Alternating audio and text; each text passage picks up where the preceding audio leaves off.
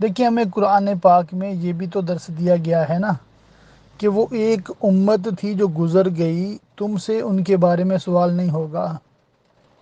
ٹھیک ہے، تو کہنے کا مقصد یہ ہے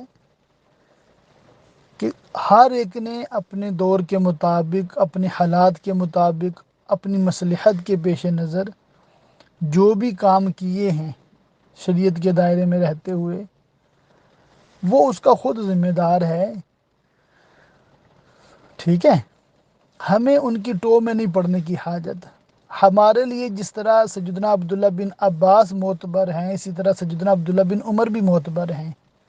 یہ دونوں شہزادے ہیں، صحابی ابن صحابی ہیں۔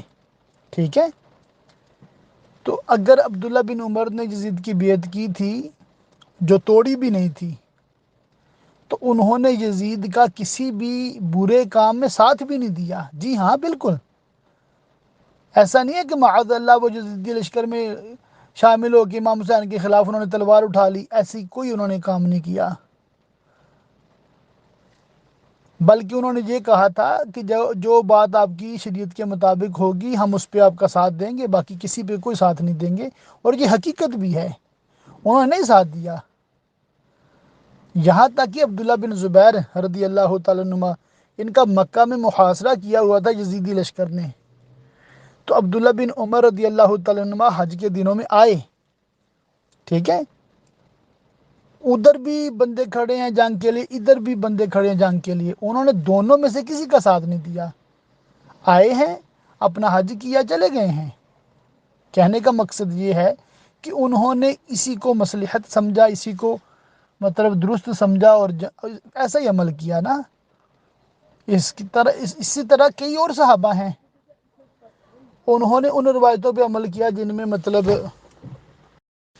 تو اور بھی کئی مطلب صحابہ کرام علیہم رضوان ہیں جنہوں نے اپنی معلومات کے مطابق، اپنی حکمت عملی کے مطابق اس طرح کے کام کیے ہیں۔ تو اس میں کوئی مواخذہ نہیں ہے کسی پہ۔ دو راہیں ہیں، ایک ہے عزیمت کی راہ، وہ یہ ہے کہ بندہ ڈٹ جائے اور چاہے سارے تن سے جدا ہو جائے، بندہ باطل کے ساتھ کسی قسم کا بھی سمجھوتا نہ کرے، اس کی بیعت نہ کرے، جو کہ سیدنا امام حسین رضی اللہ تعالیٰ عنہ نے کیا۔ اور دوسرا ہے کہ بندہ باطل کے سامنے جھکے نہیں، مگر اتنا کمپرومائز کر لے کہ اپنی جان بچ جائے، تو اس کو کہتے ہیں راہ رخصت۔ تو انہوں نے یہ عمل کیا تو ان کو یزیدی لشکر نے کچھ بھی نہیں کہا نا۔ اب کسی کا آ جائے گا اعتراض، نہیں نہیں انہوں نے صحیح نہیں کیا، تو پھر ہم بڑے ادب کے ساتھ یہ کہیں گے کہ یہ دیکھیں جب یزیدی لشکر مدینہ پہ حملہ کیا تھا نا، یزیدی لشکر نے کربلا کے بعد، اس وقت سیدنا امام زین العابدین اور ان کا خاندان رضوان اللہ تعالی علیہم اجمعین مدینہ میں موجود تھے، ان کو بھی یزیدی لشکر نے کچھ نہیں کہا، اور انہوں نے بھی یزیدی لشکر کے خلاف تلوار نہیں اٹھائی۔ جی ہاں، تاریخ گواہ ہے۔ تو امام حسین نے اٹھائی تھی، امام زین العابدین نے نہیں اٹھائی، تو انہوں نے ان کو کچھ بھی نہیں کہا۔ جنہوں نے اٹھائی تو پھر ایسا ہوا کہ مدینہ میں غالباً 3 دن میں 10,000 لوگ شہید ہوئے ہیں۔ کتنے؟ 10,000 people just in one city۔ اتنی خون ریزی ہوئی ہے، سیدھا سیدھا مطلب تلواریں تیر تھے نا۔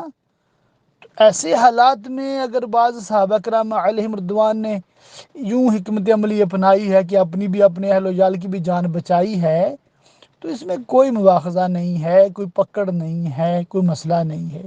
ہاں، جو لڑے ہیں انہوں نے افضل کام کیا ہے، ان کے زیادہ درجے بلند ہوں گے، زیادہ افضل ان کا کام ہے، تو یہ بس اتنی تقسیم ہے۔ اور معاذ اللہ کسی کے حوالے سے بھی سوء عقیدت یہ اہل سنت کا شعار نہیں ہے۔ ہر صحابی نبی جنتی جنتی۔ ٹھیک ہے،